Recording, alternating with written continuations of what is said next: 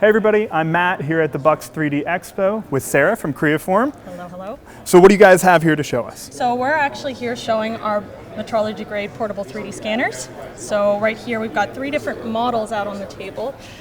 We've got our Peel, our entry-level scanner, our GoScan Spark, as well as our HandyScan Black Elite.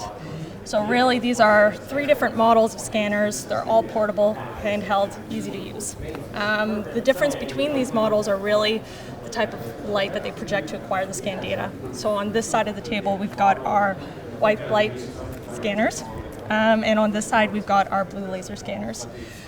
With the blue laser, you're going to have more of an accurate measurement in all of it.